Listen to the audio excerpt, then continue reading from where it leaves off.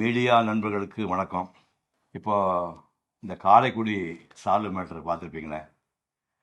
இவர் யாரோ இவரோ இல்லை, என் தம்பி, 50 ஆண்டு கால நண்பர்.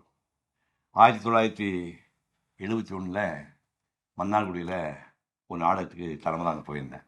அண்ணன் மன்னார்குடிக்கு வந்தாங்க. வந்தவளை ரிசீவ் பண்ணது நான் தான். ரிசீவ் பண்ணி நாடக நிகழ்ச்சிகளாக நன்றாக நடைபெற்றது. நடைபெற்றவுடன் அண்ணன் ஊருக்கு போக வேண்டும் என்று இருந்தார்கள். அண்ணன் வந்ததிலிருந்து சாப்பிடவே இல்லையே ஒன்று சொன்னதற்கு, என்னப்பா நான் என்ன சாப்பிட்றேன், 2 நாள் தூக்கம் இல்லை, அதனால் நீ எப்போதும் நான் சாப்பிட்ற அந்த வெங்காயமும் தயிர் சோறு கொடுத்தால் போதும். 1974 என் கல்யாணத்துக்கு வந்திருந்தார். கல்யாணத்துக்கு வந்தது மட்டும் இல்லை, வந்த எல்லாரையும் ரிசீவ் பண்ணதும் நானும் ஒருவன். இவர் கல்யாணத்தையே நான் தான் பண்ணி வச்சேன். அண்ணன் புதுப்பேட்டையில் இருந்தார். போய் பார்க்கும்போது வரும்போதெல்லாம், என்னடா அப்படி அம்மாவும் வீட்டில் திட்டுவாங்க, ஏன்டா இன்னும் கல்யாணம் பண்ணாமல் சுற்றுற, அண்ணனுக்கு தான் பண்ணிட்டேனே நீ பண்ணுறா அப்படிம்பாங்க. அப்போ போய் அண்ணன்ட்ட சொன்னேன். அவரே ஒரு பொண்ணை பார்த்து எனக்கு திருமணம் செய்து வச்சுட்டாங்க. இவர் கல்யாணத்தை மட்டும் நடத்தி வைக்கல நான். இவர் மக கல்யாணத்துக்கு போயிருக்கேன், பேரன் கல்யாணத்துக்கு போயிருக்கேன்.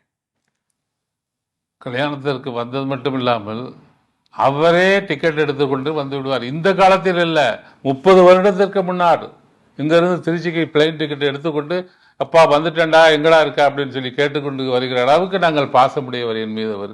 பொதுவாக நிகழ்ச்சிகளில் எனக்கு யாராவது சால்வை போத்து வந்தாங்கன்னா அதை திருப்பி அவனுக்கே போத்திடுவேன்.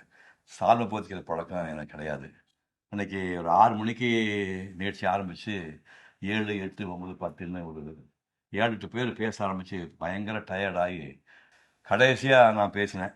அப்போவே கிட்டத்தட்ட 10 மணி ஆகி போச்சு. ரொம்ப டயர்டாக இருந்தது. கிளம்பி கீழே வந்துட்டு இருக்கிறேன். கரிமங்க நின்றுருக்காரு. எனக்கு சால்வை போடுறது பிடிக்காதுன்னு தெரிஞ்சு இந்த மனுஷன் கையை சால்வை வச்சு நின்றுருக்கேன். எங்கள் வீட்டுக்காரம்மா அப்போவே சொன்னேன், சால்வை எடுத்துகிட்டு போகாதீங்க அப்படின்னா.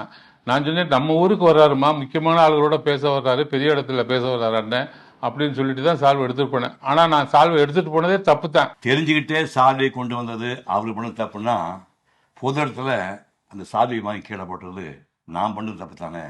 I feel sorry. அதுக்காக நான் ரொம்ப வருத்தப்படுறேன்.